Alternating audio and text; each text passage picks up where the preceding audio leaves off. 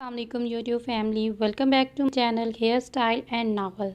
تو آج ہم ناول کا جو ہے وہ نیکسٹ پارٹ سٹارٹ کرتے ہیں۔ اٹلی روم۔ جب شیزاں کمرے میں داخل ہوا تو وہاں پہلے ہی زنیق، رامیش اور اس کے ڈیڈ شیزاں موجود تھے۔ ڈیڈ، اس نے شیزاں کی طرف دیکھتے ہوئے کہا۔ شیزاں نے اسے دیکھتے ہوئے اپنے بازو کیے، جبکہ زمخان فوراً ان کے گلے جا لگا۔ ڈیڈ، میں موم کی حفاظت نہیں کر سکا، اس نے ٹوٹے ہوئے لہجے میں کہا تو شیزاں نے اسے زور سے خود میں بھینچ لیا۔ وہاں موجود سب لوگ اس کے لہجے سے اس کے ضبط کا اندازہ لگا سکتے تھے، کیونکہ سب کا دکھ ایک سا تھا۔ وہ رو نہیں سکتے تھے، اس کے مطابق یہ ان کی شان کے خلاف تھا۔ زمخان، میرا نہیں خیال تھا کہ تم اتنے بیوقوف ہو کر دشمنوں کی چال کو نہ سمجھ سکو، انہوں نے اسے خود سے جدا کرتے ہوئے سرد آواز میں کہا، جبکہ زمخان انہیں نہ سمجھی سے دیکھتا رہا، اور رامیش اور زنیق اس دوران فی الحال خاموش ہی تھے۔ انہوں نے اس لیے حملہ کیا کہ تم اپنی موم کو اپنی طاقت کی بجائے کمزوری سمجھا ہے، جبکہ وہ یہ سب کر کے تمہیں کمزور کر رہے تھے کہ تم خود کو قصوروار سمجھ کر ان کو اچھا سا موقع دو اور وہ تم پر دوبارہ وار کریں۔ وہ دور اندیشی سے سوچ رہا تھا اور وہاں موجود ہر شخص ان کی عقل مندی کے متعارف ہو گئے تھے۔ رامیش، میں نے شاید کال پر تمہیں کوئی ضروری کام کہا تھا، جس کی اب تک تم نے مجھے کوئی معلومات نہیں دی، اس نے زمخان کو پہلے دیکھتے اور پھر رامیش کو دیکھتے ہوئے کہا۔ جی ماسٹر، میں نے ساری ڈیٹیل پتہ کر لی ہے۔ البرٹ 2 نے حملہ کیا ہے اور اسے پتہ ہے کہ میم آج بلیک روز مینشن آئیں گی۔ کسی نے دھوکہ دیا ہے ماسٹر، پچھلے سال اس کا سارا مال پولیس والوں کے ہاتھ پکڑا گیا تھا، اس پر حملہ ہوا تھا، اس کی بیٹی حملے میں ماری گئی۔ تبھی یاد ہوگا آپ لوگوں کو، وہ پچھلے سال سے ان لوگوں کو ڈھونڈ رہا ہے جس نے اس کی بیٹی کو مارا ہے۔ اس نے ایک نظر سب کو دیکھتے ہوئے بات جاری رکھی۔ کسی نے اسے جھوٹی خبر دی، کچھ جھوٹے ثبوت کہ بلیک روز گینگ یعنی ہم نے ان کا مال پکڑوایا، اس پر حملہ کیا اور اس کی بیٹی کو بھی اس کے مطابق مار دیا۔ اس نے رک کر ایک گہری سانس لی اور مزید کہا، وہ لوگ کسی موقع کی تلاش میں تھے جب ماسٹر اس شہر میں نہ ہو اور زمخان اس حملے کے لیے تیار نہ ہو۔ کسی نے ہماری گینگ سے ہی انہیں اطلاع دی۔ انہوں نے پہلے آگے کی طرف حملہ کیا تاکہ کسی کا دھیان پچھلے حصے پر نہ جائے، پھر وہ پچھلے حصے میں گھر میں داخل ہوئے تاکہ میم پر حملہ کر سکے۔ حیرت انگیز طور پر انہیں میم کے کمرے کی خبر بھی تھی، اور وہ کب گھر سے نکلی یہاں پہنچی وہ سب دیکھ رہے تھے، مگر جس نے یہ سب ان لوگوں کو بتایا وہ میم کے ساتھ دوسرے مینشن میں تھے۔ ان کے مطابق وہ آپ کے کوک سٹیلا ہے جسے ہم نے پکڑوایا، اس نے وہ کام پیسے لے کر کیا تھا، اور البرٹ 2 کو بھی ہمارے آدمیوں نے ڈھونڈ لیا، مسلسل نگرانی میں رکھا ہے۔ وہ اپنے ایک مینشن میں اس وقت موجود ہے اور وہ مینشن شہر سے باہر ہے۔ اس مینشن کے بارے میں صرف اس کے کچھ خاص لوگوں کو پتہ ہے۔ رامیش نے اپنی بات مکمل کر کے ماسٹر کی طرف دیکھا۔ بہت اچھا کیا تم نے رامیش، اور میں چاہتا ہوں کہ تم، زمخان اور دونوں اس پر کل رات کو حملہ کرو اور اسے آہستہ اور تکلیف دہ موت دو، اور میں اس آدمی سے ملنا چاہتا ہوں جس نے میری بیوی کو مارا ہے، آخر اسے بھی تو میں نے اپنی اسپیشل سروس دینی ہے۔ شیزیان نے ان دونوں کو طرف دیکھتے ہوئے کہا، ڈیڈ، میں بھی زمخان اور رامیش بھائی کے ساتھ جانا چاہتا ہوں، آخر میرا بھی تو حق ہے اسے تڑپانے کا۔ زنیق، جو تب سے خاموش تھا، اپنے باپ کی بات مکمل کرتے ہوئے فوراً بولا، بالکل، میں بھی چاہتا ہوں کہ تم ان کے ساتھ جاؤ، اگر وہ تمہیں ساتھ لے جائیں۔ شیزاں نے اس کی بات پر اپنی ایک آئی برو کو اوپر اٹھاتے ہوئے کہا، نہیں زنیق، تم جانتے ہو ابھی تمہاری ٹریننگ چل رہی ہے، ابھی تم مکمل ہمارے ساتھ حملے کرنے کی تیار نہیں ہو، اور لوگ آسانی سے تمہیں اپنا ٹارگٹ بنا سکتے ہیں۔ زمخان نے اسے اپنے ساتھ لگاتے ہوئے مزید کہا، اور تم ڈیڈ کی ہیلپ کر سکتے ہو اس آدمی کو ٹارچر کرنے میں، اس طرح تمہیں ڈیڈ سے بھی کچھ سیکھنے کو ملے گا، اور تمہاری ٹریننگ اور سخت ہونے والی ہے، اور پھر کچھ مہینوں میں تم بھی ٹرین ہو جاؤ گے۔ بالکل صحیح کہہ رہی ہیں زم خان، تمہیں ماسٹر سے کچھ سیکھنے کو ملے گا، رامیش نے بھی اس کے ساتھ لگا کر پچکارا۔ بالکل زنیک، آخر تمہیں بھی تو میرا ڈیول روپ دیکھنا چاہیے، ایک سنہری موقع ہے تمہارے لیے۔ شیزان نے اسے دیکھتے ہوئے کہا، ٹھیک ہے پھر میں ڈیڈ کی ہیلپ کروں گا۔ اس طرح ان دونوں کی طرف باری باری دیکھتے ہوئے وہ جانتا تھا کہ وہ واقعی ابھی ان کے ساتھ جانے کو تیار نہیں، کیونکہ اس کا نشانہ چوک جاتا ہے۔ اسے نشانے لگانے کی ابھی پریکٹس مکمل کرنی تھی۔ کراچی ایئرپورٹ، پاکستان۔ ساتھ معید، ان آنٹی کو دیکھو، کتنی بڑی بڑی آنکھیں ہیں، اور اوپر سے چشمہ جیسے مینڈک کی آنکھوں پر کسی نے چشمہ غلطی سے گرا دیا ہو۔ مہرو، جو اپنی فیملی کے ساتھ ایئرپورٹ پر فلائٹ کا انتظار کر رہی تھی، اب بور ہوتے ہوئے ارد گرد لوگوں کے مذاق اڑا رہی تھی۔ اس کا بھرپور ساتھ اور معید دے رہے تھے۔ آپو، اس لمبے بالوں والے لڑکے کو دیکھو، اس کے کانوں میں تو بالیاں بھی ہیں، کتنا مست لگ رہا ہے۔ ساتھ نے ایک لمبے بالوں والے لڑکے کو دیکھتے ہوئے کہا، ہائے، اس کے بال کتنے خوبصورت ہیں، اور چمکیلے بھی، کتنے لمبے بھی۔ جاؤ ساتھ میرے بھائی، اس سے پوچھ کر آؤ اس کے بالوں کا راز۔ مہرو نے اپنے بھائی کے کندھے تک آتے بالوں میں حسرت سے دیکھتے ہوئے کہا، آپو تم بھی نہ اسے چھوڑو، وہ کونے والے لڑکے کو دیکھو، کتنا پتلا اور لمبا ہے، جیسے اگر میں نے ہلکی سی پھونک ماری تو اڑ جائے گا۔ بچوں چلو، اناؤنسمنٹ ہو گئی ہے، بعد میں لوگوں کا معائنہ کر لینا۔ احد صاحب نے آرزو بیگم کے ساتھ کھڑے ہوتے ہوئے کہا۔ اب وہ سب اپنی منزل اٹلی روم کی طرف روانہ ہو گئے تھے۔ زم خان اور رامیش اس وقت البرٹ ٹو کے مینشن میں تھے۔ ان لوگوں نے 1 گھنٹے پہلے ہی اس پر حملہ کیا، جو کہ البرٹ ٹو اپنی سائٹ پروف کمرے میں تھا، اور ان لوگوں نے کچھ اس طرح حملہ کیا تھا کہ کوئی اسے اطلاع نہ دے سکے۔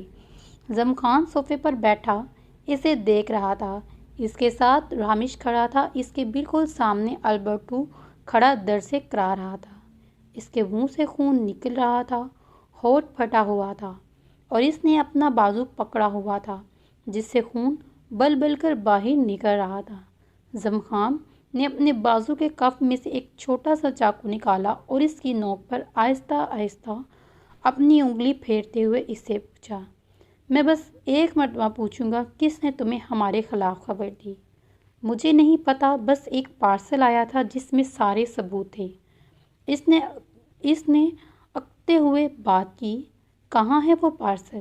زم خان نے کچھ سوچتے ہوئے اس پارسل کا پوچھا۔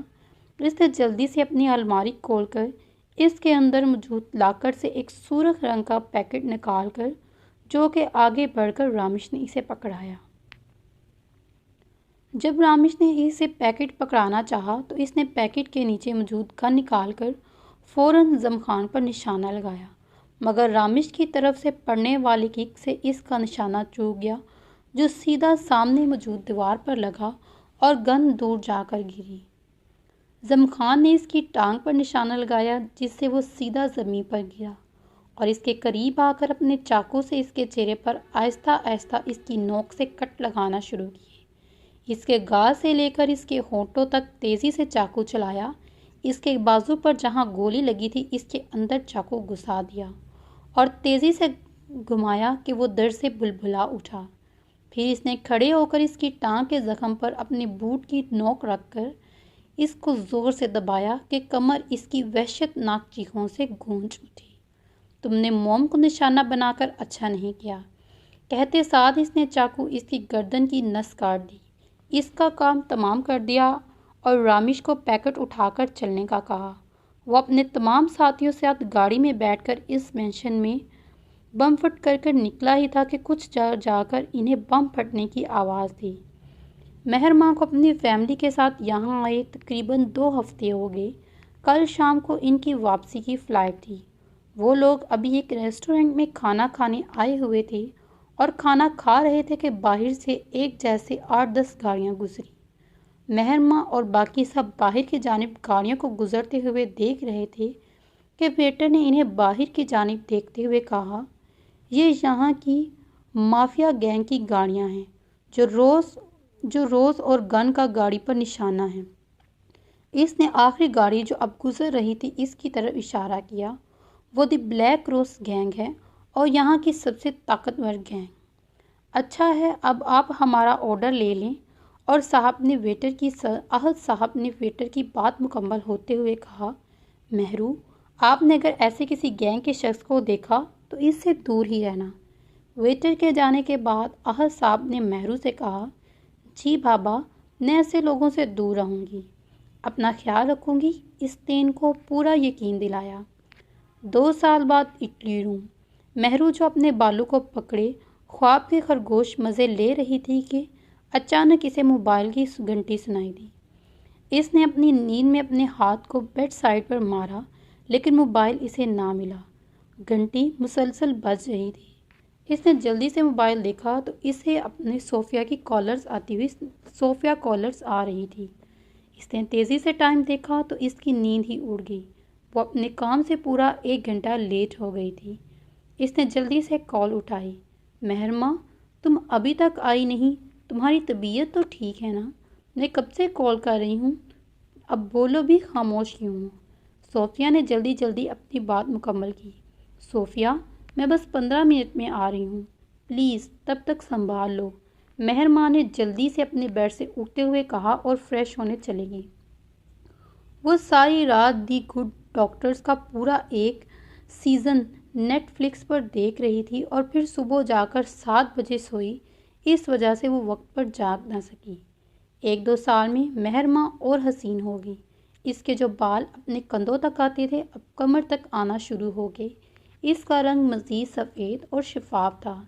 ان 2 سالوں میں ایک بار وہ گھر واپس نہ جا سکی۔ اس کی وجہ احد صاحب تھے، جنہوں نے کبھی اسے گھر آنے کی اجازت نہیں دی، لیکن ان کی بات ان لوگوں سے روزانہ ہوتی۔ جبکہ سعد اور معید کو احد صاحب نے 1 سال USA میں اپنے ایک دوست کے پاس تعلیم حاصل کرنے کے لیے بھیج دیا، مہرماں نے ان کے ایسے باہر کے ملک میں تعلیم حاصل کرنے پر اعتراض کیا، کیونکہ وہ جانتی تھی پھر احد صاحب اور آرزو بیگم بالکل اکیلے ہو جائیں گے۔ اسے لگا تھا کہ آرزو بیگم اعتراض کریں گی، مگر حیرانگی کی بات تھی کہ انہوں نے خود پر مشورہ دیا تھا۔ اب وہ اکثر گھر بات کرتی تو احد صاحب، آرزو بیگم دونوں پریشان نظر آتے۔ جب اس نے ان سے خود آ کر ملنے کی خواہش کی، وہ لوگ ٹال جاتے اور کہتے کہ اگر ایک بار واپس آ گئی تو ہمارے لیے واپس بھیجنا مشکل ہوگا۔ مہرماں ان کی بات مان جاتی۔ ان کا یہاں کوئی خاص دوست نہ تھی سوائے صوفیہ کے۔ صوفیہ اپنے باپ کے ساتھ بچپن ہی سے اٹلی میں رہتی، اس کے ساتھ ہی پڑھتی ہے۔ ان دونوں نے ساتھ ہی ایک کیفے میں پارٹ ٹائم جاب کرتی تھی، لیکن صوفیہ کے بھی کچھ راز تھے جو کسی کو نہیں پتا۔ صوفیہ شہد رنگ بال، بڑی کالی آنکھیں، اس پر سایہ فگن پلکوں کی جھالر۔ مہرماں جلدی سے فریش ہو کر اپنے کپڑے بدلے، شوز پہنے، جلدی سے کوٹ پہنے، اس میں اپنا موبائل اور پیسے رکھے، گلے میں مفرر لے کر تیزی سے کیفے کی طرف بڑھی۔ کیفے اس کے فلیٹ سے 5 منٹ کی دوری پر تھا۔ اس وقت وہ اپنی جاب پر جانے کی عادی تھی۔ وہ تیزی سے کیفے میں داخل ہوئی اور کاؤنٹر کی طرف بڑھی۔ اس نے جلدی سے اپنے اوور کوٹ اور مفلر اتار کر اپرن پہن لیا تھا۔ صوفیہ نے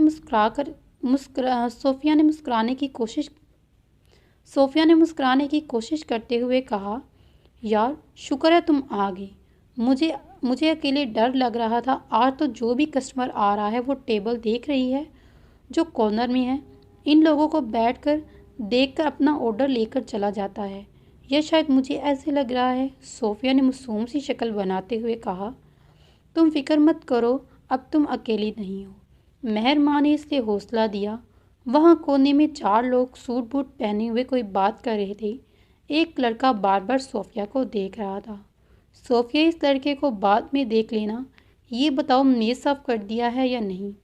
صوفیہ جو مسلسل ایک لڑکے کو گھور رہی تھی، مہرماں کی توجہ کرتے ہوئے پوچھا، مہرو، میں نہیں، وہ جب سے آیا ہے مجھے دیکھ رہا ہے، اور تمہیں پتہ ہے میں ایسے ہی کسی کے آتے جاتے آوارہ لڑکوں کو نہیں تاڑتی۔ اور مہرو، آج تم پلیز کر دو، کل میں پکا کر دوں گی۔ صوفیہ نے پہلے آنکھیں کو پھیلا دیا، جبکہ آخری بات اس نے معصومیت سے کہی۔ ٹھیک ہے، اگلے 2 دن تم صاف کر دینا۔ مہرو نے بھی اپنا منہ پھیلا کر کہا۔ تھینکس مہرو، صوفیہ نے اس سے پلے ہوئے گال کھینچے تھے۔ کوئی بات نہیں، اب اگلے 2 دن تم کر دو۔ مہرو نے اس کا ہاتھ اپنے منہ سے ہٹایا اور ٹیبل صاف کرنے کے لیے کپڑا اٹھایا۔ ٹیبل صاف کرنے چل دی۔ مہرو جیسے ہی میز صاف کرنے لگی تو ان 4 لوگوں میں سے ایک آدمی نے نیوی بلو ارمانی کا سوٹ پہنا ہوا تھا۔ مہرو کی نظریں اس پر گئی تو مہرو کو ہی دیکھ رہا تھا۔ مہر ایک پل کے لیے ڈر گئی۔ کتنی وحشت تھی اس کی نظروں میں۔ سب سے زیادہ ڈر اس آدمی سے لگا۔ اس کی آنکھوں کے 2 رنگ تھے اور ان آنکھوں میں دل دہلانے والی سرد پن، اور اس کی بائیں آنکھوں کے اوپر ایک کٹ لگا ہوا تھا جو اس کی شخصیت کو اور وحشت زدہ بنا رہا تھا۔ وہ شخص مسلسل اپنا پاؤں ہلا رہا تھا۔ اس کا منہ سرخ ہو رہا تھا جیسے اپنے غصے پر ضبط کرنے کی ناکام کوشش کر رہا ہو۔ اس شخص کو اپنے طرف دیکھتا پاتے ہوئے اس نے اپنی آنکھیں پھر بھی نہ اس آدمی سے ہٹائیں۔